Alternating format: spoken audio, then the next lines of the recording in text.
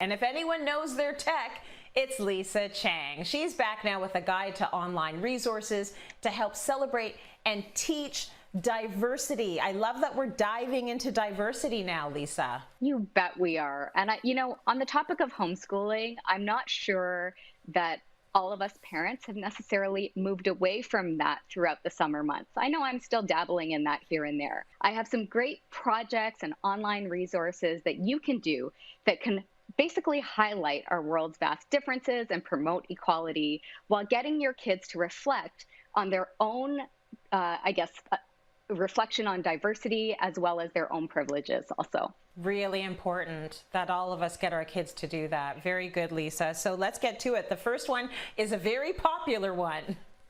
You bet it is. And it's one that I love. You'll find me using it actually at 1 o'clock in the morning if I can't sleep. And that is Pinterest.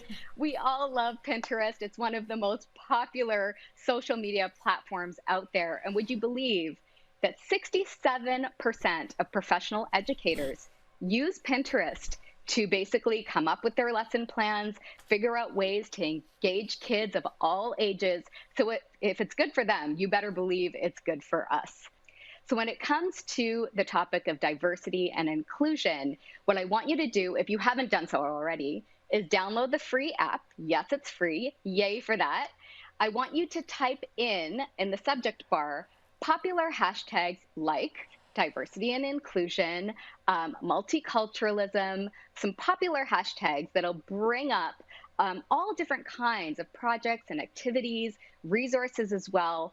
You can save the ones that you're interested in on your own inspiration board. You can save it for later, do it now. Create a reading list as well. So when it comes to books, you better believe Pinterest has a ton of them, so many suggestions.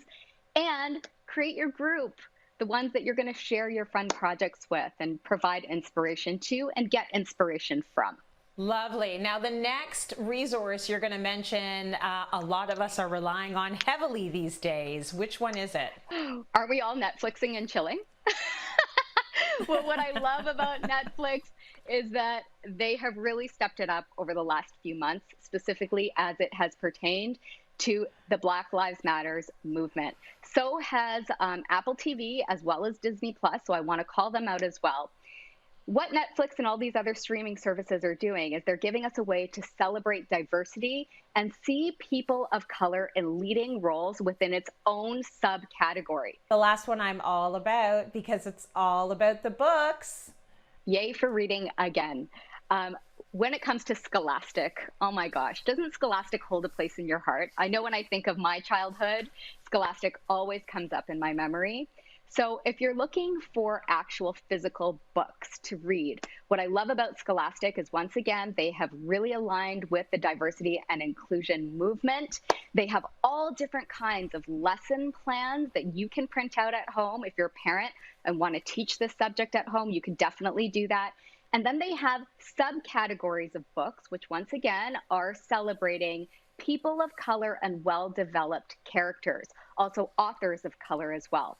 So you can start from pre-K, so that's from the ages of 3, and they go all the way up through 10 and even into tween years as well. So all you have to do is go on to Scholastic and check it out for yourself. Lisa, what a great list of resources. Thank you so much. And these are things we all have access to. We might not have been using them in this particular way, though. So I appreciate that.